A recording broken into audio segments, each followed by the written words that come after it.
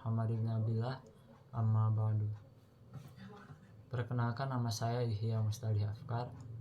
Di sini saya akan menjelaskan tentang berlakunya hukum pidana menurut ruang, tempat, dan orang. Kalau pada pasal 1 ayat 1 dan ayat 2 kita melihat berlakunya hukum pidana menurut ruang waktu, maka di sini kepada berlakunya hukum pidana menurut ruang, tempat, dan berkaitan pula dengan orang atau subjek. Asas teritorialitas atau wilayah. Asas wilayah ini menunjukkan bahwa siapapun yang melakukan delik di wilayah negara tempat berlakunya hukum pidana tunduk pada hukum pidana itu. Dapat dikatakan semua negara menganut asas ini, termasuk Indonesia. Yang menjadi patokan ialah tempat atau wilayah, sedangkan orangnya tidak dipersoalkan. Asas wilayah ini tercantum dalam pasal 2 KUHP. Asas ini berdasarkan kedaulatan negara di wilayah sendiri. Wilayah itu terdiri atas tanah, daratan, laut 12 dari pulau-pulau terluar Indonesia mil dan ruang udara di atasnya. Tentu ada pengecualian bila pulau terluar di Indonesia dan negara Indonesia lebih sempit atau kurang 24 mil. Misalnya Selat Malaka antara Indonesia dan Malaysia, batasnya berada di tengah-tengah laut. Undang-Undang Dasar oleh Konstituante diputuskan dalam Keputusan Nomor 47 K atau 1957. Wilayah Indonesia yaitu seluruh bekas wilayah Hindia Belanda, dan tercantum dalam pasal 3. Hukum pidana tidak berlaku bagi mereka yang diberikan hak imunitas, yaitu hukum pidana tidak berlaku bagi mereka yang sedang berada di Indonesia, yaitu yang pertama, kepala-kepala negara dan keluarganya. Yang kedua, duta besar dan keluarganya. Yang ketiga, pasukan negara sahabat yang berada di wilayah negara atas persetujuan negara yang bersangkutan. Yang keempat, anak buah kapal perang asing. Asas nasionalitas atau asas perlindungan. Asas ini menentukan bahwa hukum pidana suatu negara, juga Indonesia, berlaku terhadap perbuatan-perbuatan yang dilakukan di luar negeri.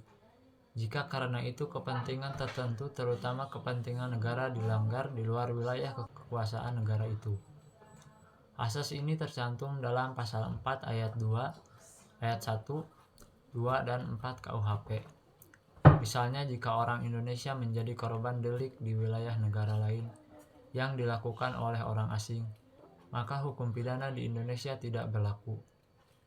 Diberikan kepada negara itu untuk menegakkan hukumnya sendiri. Asas personalitas atau asas nasionalitas aktif. Asas personalitas ini melekat pada kewarganegaraan pembuat delik. Hukum pidana Indonesia mengikuti kewarganegaraannya kemanapun ia berada. Inti pasal ini tercantum dalam pasal 5 KUHP yang berbunyi, ketentuan pidana dalam perundang-undangan Republik Indonesia berlaku bagi WNI yang melakukan di luar wilayah Indonesia.